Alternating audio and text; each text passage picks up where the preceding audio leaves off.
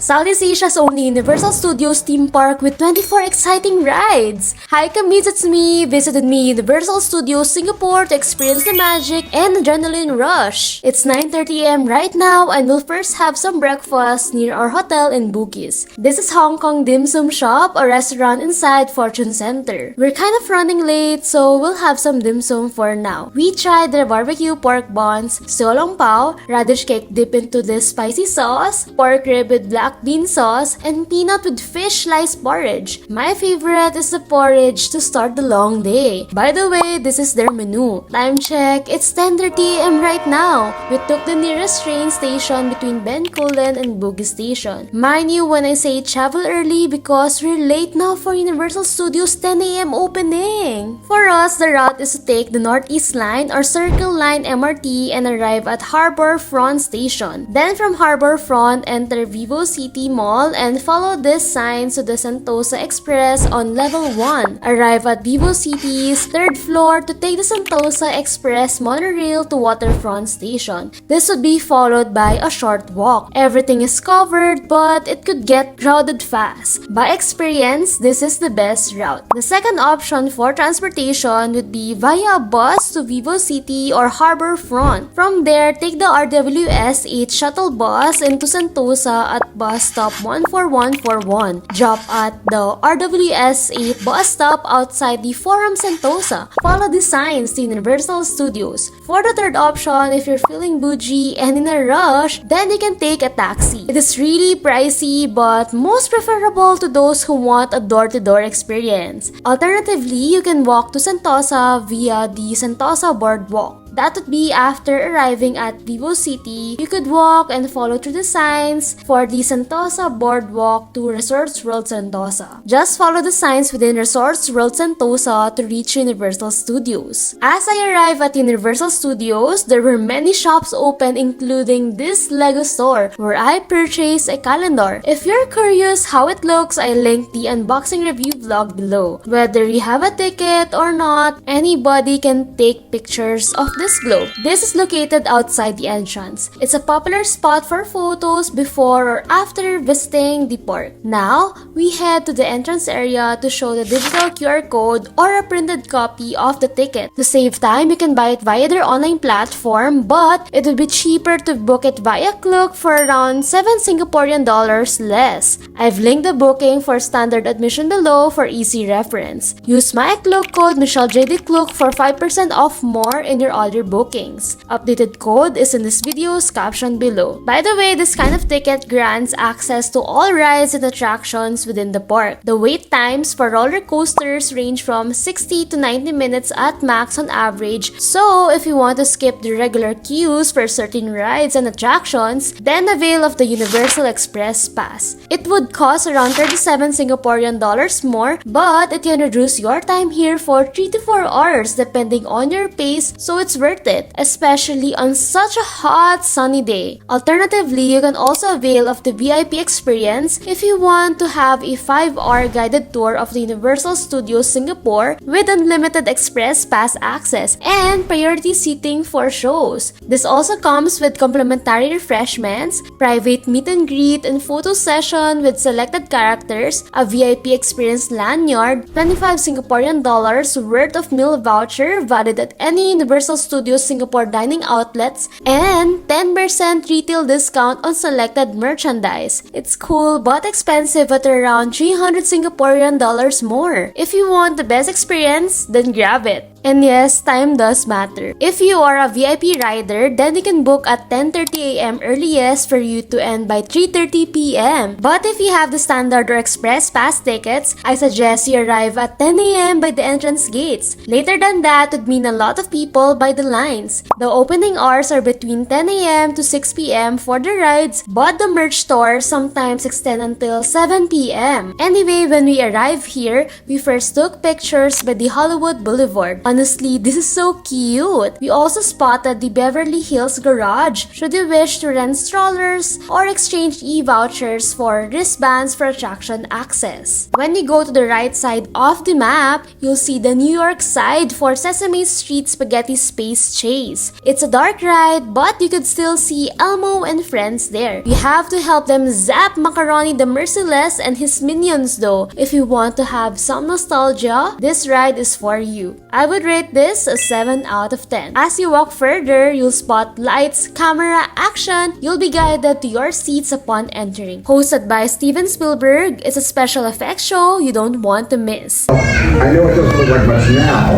but trust me, this soundstage and what you're about to enter are just about the most incredible places on the planet. We're undersea, we're outer space. Well, you're about to get the picture.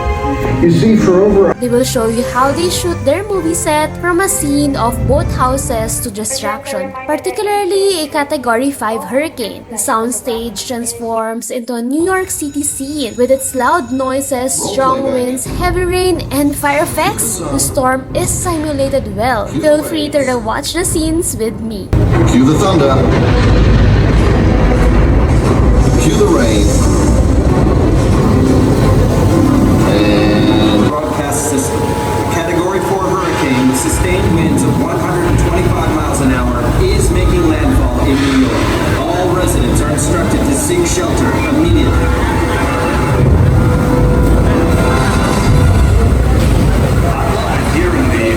They say this could be one of the storms of the century. What can you tell us? Windows are blowing in all around us! Signs are being ripped off of buildings! This is everywhere! This is Captain Jackson! Jeraldin News! Live from Midtown! Wherever that sign lands, we only hope there are no people nearby.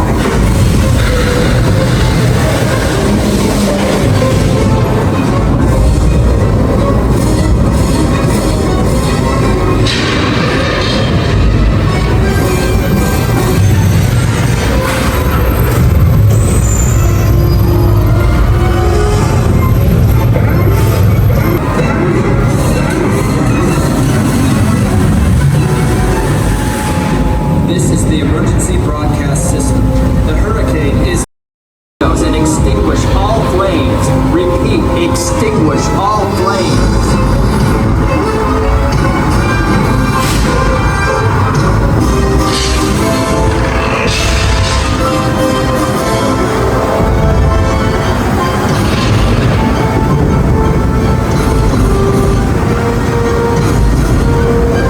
Everybody is urged to remain calm. The authorities have the situation under control.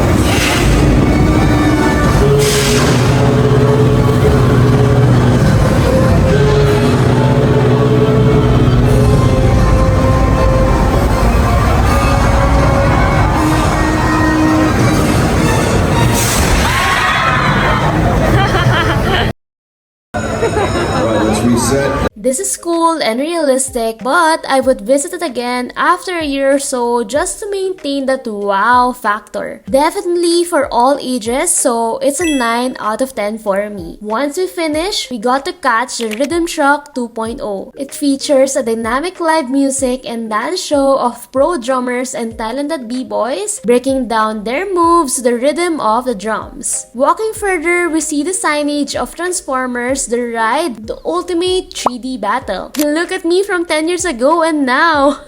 Same spot, same signage. As you enter, you are welcome to the military facility or non-biological extraterrestrial species treaty or NEST headquarters, where you'll receive a briefing on your mission from NEST and the leader Optimus Prime. The queue here is so long, but the artifacts like the powerful Allspark and various pieces of Transformer weaponry made people excited excited. The monitors and screens show you weapon specifications, battle reports, and security alerts of the Decepticon invasion. There's also flickering lights to fully recreate the experience and even controls for you to try out before boarding an EVAC vehicle to join the battle. Of course, don't forget your 3D glasses. You can take a video of the 4D experience, so go for it. This ride was 9 out of 10. Once we finished, we spotted Optimus Prime. It was included in the meet and greet Transformers Voices of Cybertron, where you can see Megatron and Optimus Prime. After that, we went straight to Accelerator. Not many people here. At first, the ride was slow, but as time goes by, you have to get ready to be transported by this intergalactic space ride. It tests your stamina as the ride accelerates and spins more in unexpected directions. It simulates the feeling of being in the field, dodging the enemy's lasers. That was fun, but made me a bit dizzy. I'd rate this a 7.5 out of 10. Then me and my friends wanted to compare the roller coasters, Human versus Cyclone. It's the ultimate intergalactic battle on the world's tallest dueling roller coasters. If you want a traditional seated roller coaster with high-intensity speed and twisting like those colonial vipers from the TV series, then this is for you. But if you want a more intense experience and an inverted ride with feet dangling below the track, then take the Cylon coaster. It features several inversions, including a Cobra roll and a zero-G roll like those Cylon Raiders from the show. I only rode Human, but I'd rate this a 10 out of 10. I would do it again. Time check, it's 12:45 p.m. and we're off to have lunch in Louis' New York Pizza Parlor here in the New York zone.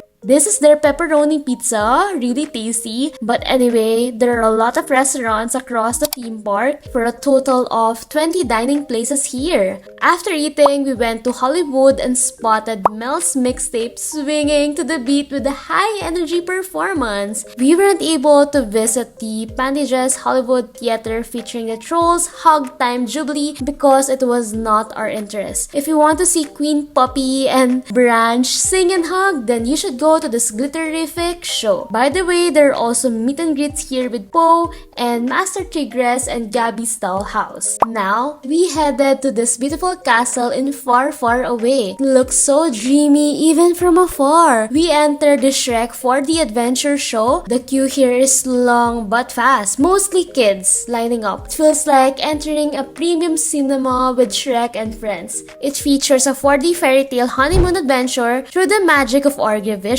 It's a real-time jumping, bumping, bouncing air blast and actually ends with a water spray. That's just our secret. It was a very realistic ride at 8 out of 10. After their curtains closed, we visited their potion shop where we spotted more Shrek merch. Inside the shop is this magic potion spin ride. Honestly, it's like those kid-friendly rides that I didn't get to ride, but I know it's a feel-good ride with a junior Ferris wheel. As we went off to the far end, we spotted the Puss in Boots Giant Journey. We joined Puss and Kitty on their adventure as we see that we're about to fly on this anti-gravity ride on top of a giant beanstalk. Our goal is to find the precious golden eggs, just like in the original storyline. A beginner kid-friendly ride as long as you're okay with your feet dangling. I would rate this a 7 out of 10. Next, we dropped by Enchanted Airways. The donkeys are so cute. We went aboard to the Dragon Team roller coaster for a flight over the canopies of the forest of the Far, Far Away and beyond. We got to encounter Shrek characters like Three Little Pigs, Big Bad Wolf, Gingy, and Pinocchio. This is just mild intensity, so I'd rate this a 7.5 out of 10. Meet and greets are also available in Far, Far Away zone with the Happily Ever After and How to Train Your Dragon cast. Now off to the water world, but the show is not yet available, so we bump into the scientist named Dr. Rodney. In this show, we get to witness the hatching of a baby velociraptor. As a paleontologist here at Jurassic World,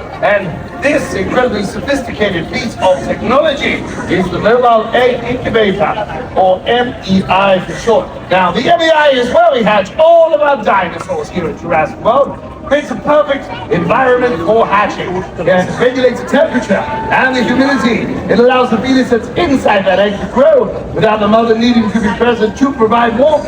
And it also eliminates any external threats. Yes. Oh, I have to say that this It's an incredible day in set, so we'll be long. Now, let's see, your pupils are dilated. That's very good. Ah, look at that, we've got auditory response. Wonderful. And lastly, one quick measure. It's roughly 26 centimeters. Perfect height for a baby velociraptor. Please help me in welcoming the newest member. Sadly, we didn't get to encounter the big velociraptor and cute baby Kilo's nap time tango. That's why after the show, we rode Dinosaurin. It has this cute flying multicolored dinosaurs called pteranodons. It's a seated spinning ride that is gentle and good for kids, where you can see Jurassic Park from on high. It plunges up and down like a bird and you feel like watching dinosaurs walk the earth. This ride is a 9 out of 10 for me. Then we line up for Jurassic Park Rapids Adventure. Now ready for our outfit, which is a raincoat around my waist. We took a wild ride on the waterways with our circular raft. It's misty here and you'll see dinosaurs. There's a flow for the ride wherein you have to be lucky enough to sit in a position you won't get wet. In the end, there would be a thrilling giant water drop, so get ready with your towel. Only one of us from our batch got wet. I'd rate this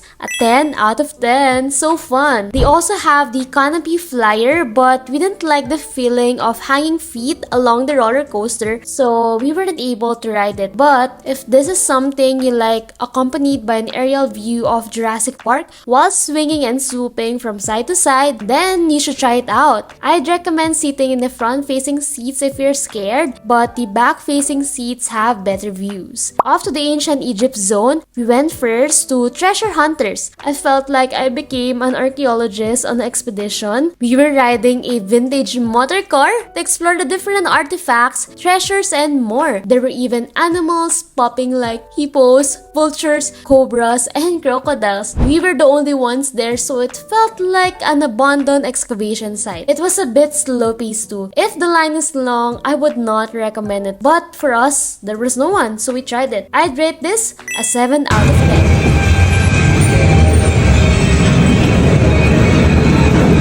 Gusto mag-picture? Tayo? Dito.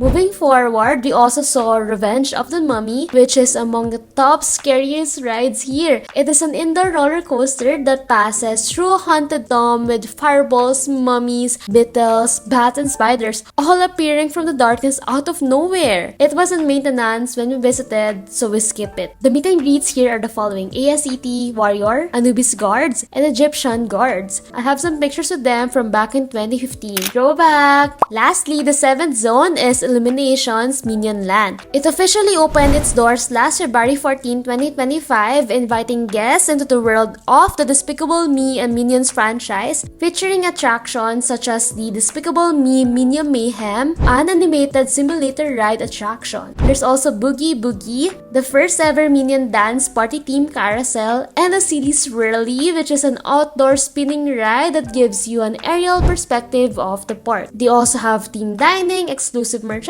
and character encounters with Gru and Lucy and the Minion Dance Party. At that time, we were able to catch Minion Mart open already. So many cute Minion items. We'll definitely go back again for these rides. Among all of the zones I've mentioned, my favorite is a Sci-Fi seat. It's just a balance of thrill and fun. All of the rides here felt intense, especially because the world's tallest dueling roller coasters are here. I believe it is good for families and friends who like going to futuristic theme parks. But I think Minion Land would be cute. On the other hand, my least favorite is Hollywood. Probably because I am not the target market of their shows. All the other rides are equally good. New York felt like I was exposed to the scenic feels on set. Far, far away looks so magical from afar. Like the castles were so pretty. The Lost World reminds me of my childhood when I loved to read animated prehistoric books and watch dinosaurs hatch their babies. Lastly, Ancient Egypt is a scary route but totally worth the books. Speaking of routes, let me recommend you ride routes best suited based on age groups. Note, age does not matter for rides. They base it on your height and maturity. You can also squeeze food breaks in between. Feel free to take a pause and screenshot for your reference. If you're traveling with younger children under 102 cm or usually 5 years old below, here is a ride route to try out with ride duration and average queuing time. Remember to accompany your children all the time and bring them to Hollywood, meet and greets with characters and their shows too. For adventurous kids over 102 cm, you should try this route with supervision for some rides. All rides require a companion to supervise the children if you fall a height below 122 centimeters. For 8 years old and above, over 122 centimeters that are not into thrilling and water rides, the route would be the following. With lots of time remaining, focus more on Hollywood, meet and greets with characters, and their shows in each zone. Lastly, for 8 years old and above, over 125 centimeters who love the thrill and are into roller coasters, this is for you. Hopefully, this guide helps out your route planning. Feel free to tweak it based on your interests still. If you have lots of time as a thrill person, you could definitely ride everything in one day with a lesser priority for the kid-friendly rides. Non-peak season would call for standard admission passes only, but you could also opt for the Express Pass and VIP Pass for the best experience. Book yours at Klook and get 5% off more using my code MichelleJDKlook. Also, get extra discounts in Agoda for hotels at 10% off using my code VisitedMe and 6% off for activities using my code MeActivity. If it doesn't work, I have placed the updated code in this video's caption. Now, here are my tips to experience the best here. First, travel as light as possible. Walking around with weight may tire you sooner. For selected rides, especially the roller coasters, they have free small lockers to store your items because you cannot bring anything on board for safety purposes. Then, you can get your items back after the ride. Second, bring a waterproof jacket with you to wander under the heat without feeling that hot. If it rains, you're safe too. Plus, you'll need it for some rides that involve water. Bring extra clothes and slippers too, just in case you need to change clothes after a long, tiring day. Slippers are for when your shoes get wet from rides. Fourth, do not carry food from outside. There are a lot of restaurants for you to try out based on your interest, budget, and time. But you could definitely bring reusable water bottles inside and refill it at various water dispensers and fountains located throughout the park. 6. There are currently 7 theme zones. Hollywood, New York, Sci-Fi City, Ancient Egypt, The Lost World, Far Far Away, and Illumination's Minion Land. Study the map and decide which ones you would like to go through and which ones you want to skip. Plan your route accordingly. You may go back to the previous part of this video for my recommendations. 7th, if you feel like wanting to ride all the rides after planning your ride route, then you can definitely purchase the Express Pass for the best experience. 8th, download the theme parks app to know more information such as the ride queue times and show times, location of restaurants and toilet rooms, and more. Just make sure you have ample and sufficient mobile data, else you could connect to their free Wi-Fi access. 9th, capture lots of memories. Picture with the characters, enjoy the band on the move, use the photo booths, and more. Although posing is fun, buying the prints is not required. The printed photo costs around 20 to 50 Singaporean dollars, so it's kind of expensive. Lastly, take your time and enjoy the theme park, so ride as many times as you want. The Express Pass only allows you 1 entry per ride with a sped up queue. But if you feel like going for another ride, you can still do it because it's a day pass of 8 hours.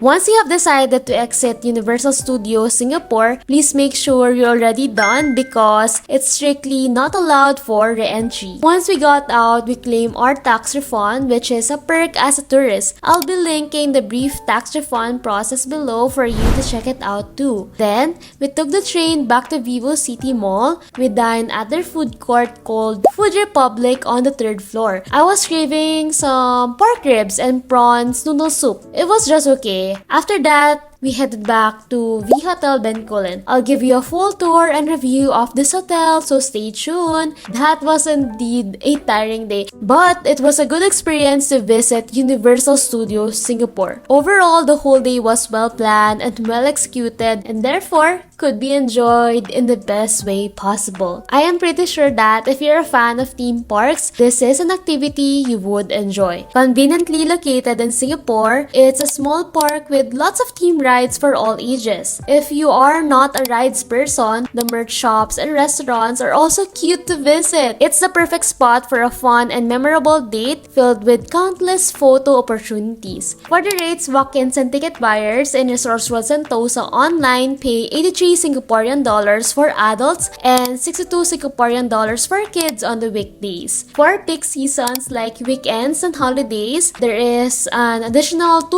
Singaporean dollars for each age group. To save around 7 Singaporean dollars, you can book it via Klook. When you purchase these tickets online, you'll be asked to choose a specific time slot. Use my Klook code MichelleJDKlook for 5% off more in your other bookings. Also, get extra discounts in Agoda for hotels at 10% off using my code VisitedMe and 6% off for activities using my code MeActivity. Updated code is in this video's caption below. To be honest, I went here on Friday, a non-peak day, and there were so many people, so I am assuming that if it is a peak day, there would be more. The pictures and rides would look more crowded too, meaning queues can get long, sometimes lasting up to 2 hours for popular rides. It would make the queue experience hotter and less comfortable as well. Connecting to their free Wi-Fi access can also be unreliable. Therefore, accessibility to their maps and theme parks app could pose a challenge unless you have mobile data. The theme park is also smaller to roam around than American counterparks, but of course, it's more convenient and easier to explore and have fun. I also like how it is very accessible to and from going to the theme park due to its different modes of transportation available. Photos and videos are also worth treasuring, maybe by yourself, with your family, or your friends. This theme park has a variety of rides for a broad audience too. I saw kids, teens, adults, and even seniors here. They also ensure that everything from the rides and facilities are well maintained and efficient, resulting in little downtime for attractions during visits. Recently, I have also posted about Marina Bay Sands, Singapore. We went to tour around 8 different places there, from dining in popular food spots, exploring technology and architecture, boat riding, sightseeing the city views, watching a free show, to immersing in more entertainment activities with your loved ones. Check out my previous video for Marina Bay Sands full updated tour review rates and promos. Feel free to use my Klook 5% off discount code to any hotels, staycations, tours, activities, and dining worldwide. Also, get extra discounts in Agoda for hotels at 10% off using my code VisitedMe and 6% off for activities using my code MeActivity. Updated code is in this video's description below. Before we end this vlog, what do you think about Universal Studios Singapore? Comment down below and let me know your experiences. If you want to watch my other visit experiences, check out my other Visit With Me vlogs too. Hope to see you again, Kamis, in my next videos on my recipes, restaurant and staycation ratings, travel vlogs, lifestyle, music, and art.